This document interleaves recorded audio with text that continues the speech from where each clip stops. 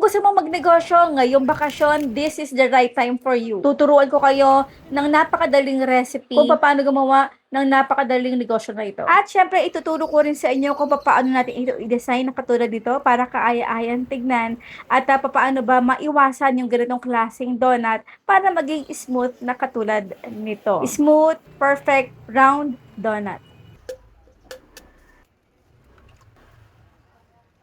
Pancake mix lang yung ating ginamit dito para mas madali. At sa ating previous pang negosyo series, meron din tayong ginawa ng homemade DIY na pancake mixture. Mapapanood nyo yan dito sa ating channel. Yung ginagawa ko dito sa pancake, hindi naman maiiwasan na may magbuo-buo. Pero nagpapahinga ko lang ito ng mga at least 15 minutes sa ako ito lulutuin. Sa mga baguhan na magbi-business, I highly suggest na gumamit muna kayo ng mga trial donut maker na katulad nito ng 3 holes. Syempre para malaman nyo na ilang ba quantity na masosold nyo kada araw. Sayang naman ang pera, di ba, kung bibili tayo ng pangmalakasan agad. At ito ang ating 3-hole donut maker ay hindi nyo na kailangan baliktarin. Gusto ko lang ipakita sa inyo na hindi nyo na ito kailangan gawin at ang nagkukos talaga ng donut kaya hindi smooth kasi nag-i-spray pa tayo ng butter or oil. Ito nabili kong 3-hole donut maker ay non-stick na. Kaya naman kapag nag-i-spray tayo ng oil ay kumakapit ito sa ating butter at nagkukos ito ng parang raindrop effect dito sa ating donut. At kapag nga wala tayong nilagay na oil ay tignan nyo, smooth lang yung pagkakagawa natin. Para naman sa garnish ng ating donut, nagmelt lang ako dito ng dark and white chocolate. Kung meron kayong ibang kulay katulad ng ube, strawberry, syempre mas maganda yon. Pero dito sa video na ito ay sisimplihan lang muna natin. For toppings naman, depende na yan sa inyo. Meron lang ako dito sprinkles, chocolate chips, at marshmallow. At sa ibang design nga ay minano-mano ko na katulad dito. Mas maganda nga yung ganitong design, pero yun nga lang, manual itong gagawin isa-isa. Pero mas maganda. Ito yung ating design number 1,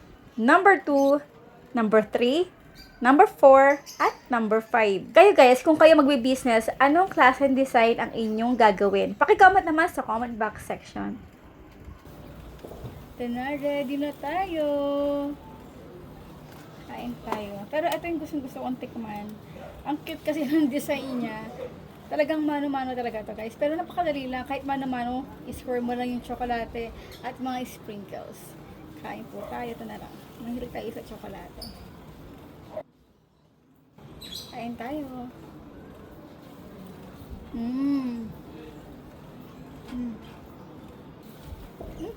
Hop.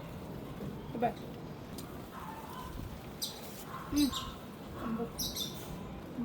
Pahabol nga pala sa mga magtatanong kung magkano ito ibebenta. Pasensya na pero hindi ko maibibigay sa inyo kasi ayaw ko kayong malugi. Iba't ibang lugar, iba't iba talaga yung presyo na mabibili natin sa market, yung mga ingredients na bibili natin.